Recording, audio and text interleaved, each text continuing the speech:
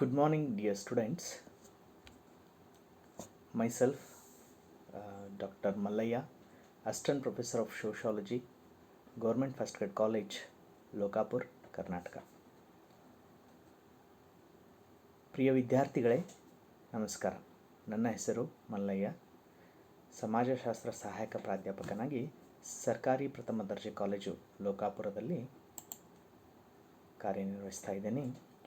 ನಾನಿಂದು BA ಸಮಾಜಶಾಸ್ತ್ರ ವಿದ್ಯಾರ್ಥಿಗಳಿಗೆ 6ನೇ ಸೆಮ್ನ ಸಮಾಜಶಾಸ್ತ್ರದ ವಿದ್ಯಾರ್ಥಿಗಳಿಗೆ ಭಾರತದ ಸಾಮಾಜಿಕ ಸಮಸ್ಯೆಗಳು, ಸೋಷಲ್ ಪ್ರಾಬ್ಲಮ್ಸ್ ಇನ್ ಇಂಡಿಯಾ ಎಂಬ ಶೀರ್ಷಿಕೆ ಅಡಿಯಲ್ಲಿ ಇರುವಂತಹ ಪಠ್ಯವನ್ನು ಇವತ್ತು ನೋಡ್ತಾ ಇದ್ದೇವೆ.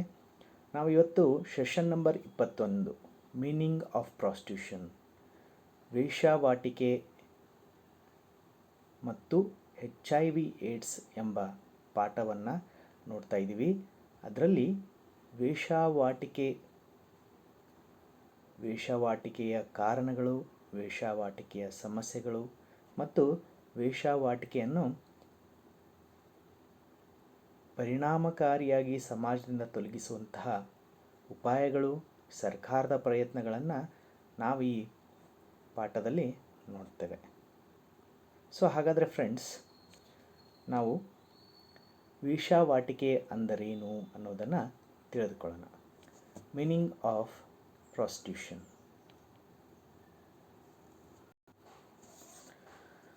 Meaning of prostitution. Prostitution is an age-old problem existing not only in India but almost throughout the world in one form or another. Tracing the historical background of the prostitution, it was associated with hospitality. This type of prostitution was found in Chaldea. They considered it as a social service for sailors and travelers. Later, it was converted into religious obligation. ವೇಶ್ಯಾವೃತ್ತಿ ಎಂಬುದು ಇಂದು ನಿನ್ನೆಯ ಸಮಸ್ಯೆ ಅಲ್ಲ. ಇದು ಅತ್ಯಂತ ಪ್ರಾಚೀನವಾದಂತಹ ಪಿಡುಗು ಅಥವಾ ಸಮಸ್ಯೆ. ನಾವು ಐತಿಹಾಸಿಕವಾಗಿ ಈ ವೃತ್ತಿಯ ಹಿನ್ನೆಲೆಯನ್ನು ನೋಡ್ತಾ ಹೋದರೆ, ಈ ವೃತ್ತಿ ಮೊದಲು ಆತಿಥ್ಯದ ಜೊತೆಗೆ ಸಮೀಕರಣಗೊಂಡಿತ್ತು. ಅಂದರೆ ಅತಿಥಿಯರಿಗೆ ಇಲ್ಲಿ ವೇಶ್ಯೆಯರು ತಮ್ಮನ್ನು ತಾವು ಅರ್ಪಿಸಿಕೊಳ್ಳುವುದು.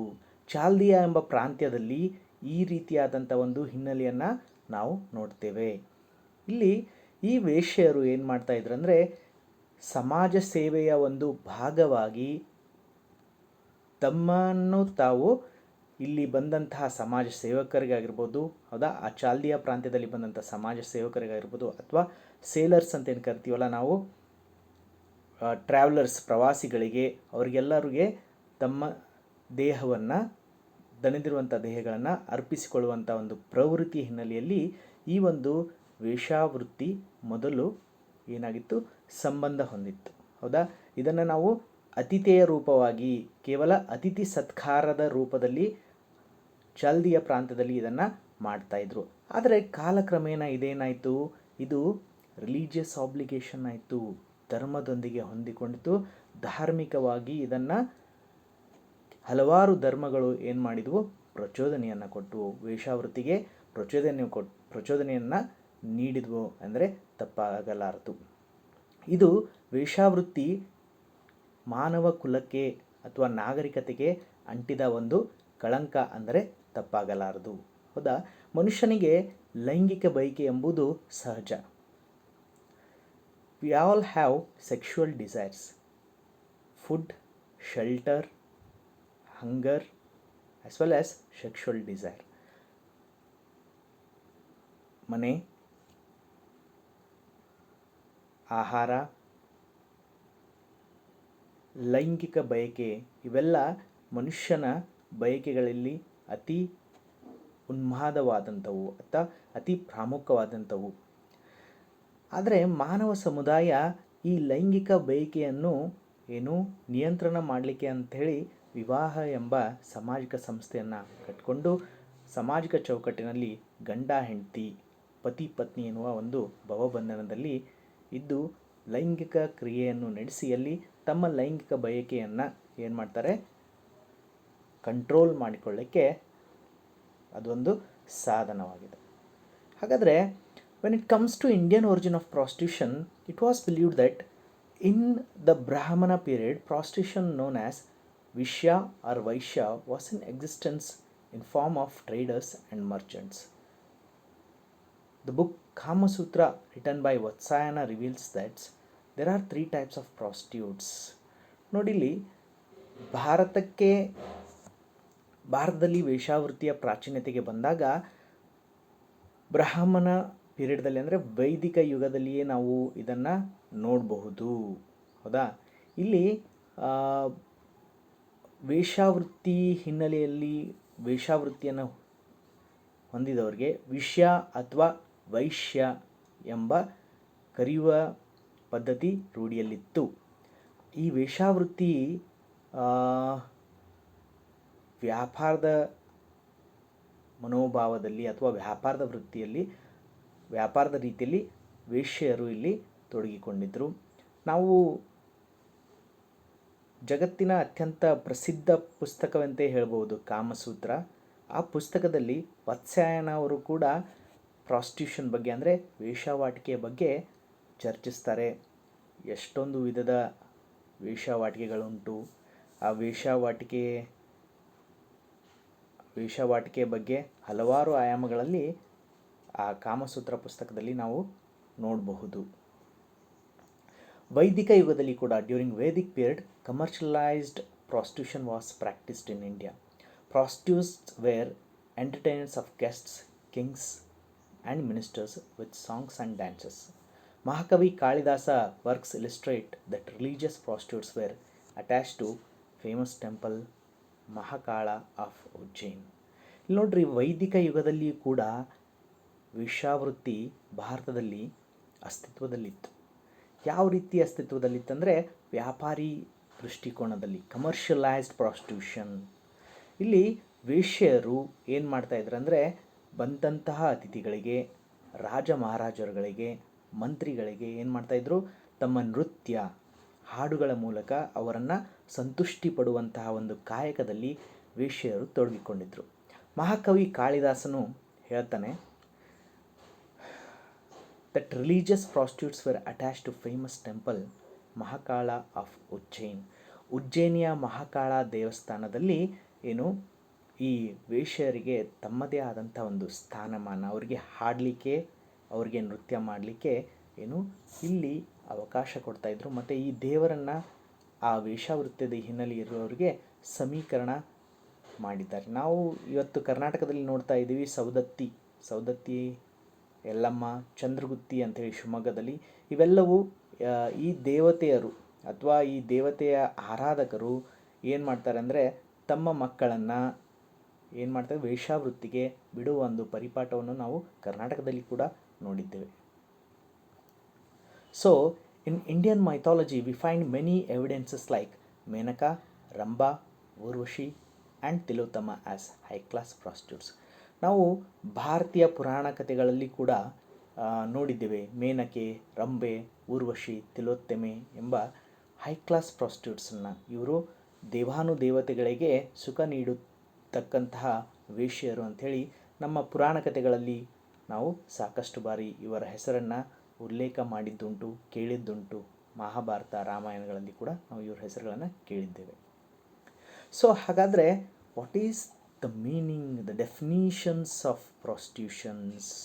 ಓಕೆ, ನಾವೀಗ ಡೆಫಿನಿಷನ್ ಕಡೆಗೆ ನೋಡೋದಾದರೆ mister Geoffrey defined prostitution may be defined as the practice of habitual or intermittent sexual union, more or less promiscuous for mercenary inducement. So ಇಲ್ಲಿ ಜಫ್ರಿರವರ ಪ್ರಕಾರ ಧನ ಸಂಪಾದನೆ ಅಥವಾ ಭೌತಿಕ ಸಂಪತ್ತಿನ ಗಳಿಕೆಗಾಗಿ ಆಗಿಂದಾಗೆ ಅಥವಾ ನಿರಂತರವಾಗಿ ಲೈಂಗಿಕ ಅವ್ಯವಹಾರದಲ್ಲಿ ತೊಡಗುವುದೇ ವೇಶ್ಯಾವೃತ್ತಿಯಾಗಿದೆ. ಹೌದಾ? ಜಫ್ರಿಯವರು it's defined as it is the practice of habitual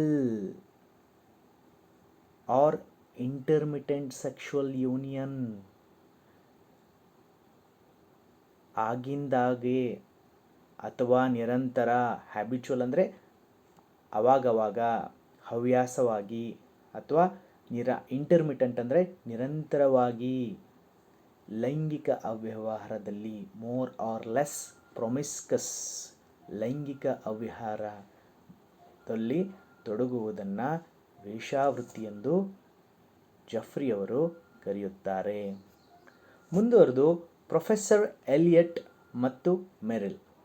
professor Elliott and Merrill defines prostitution is an illicit sex union on a promiscuous and mercenary basis with accompanying emotional indifference.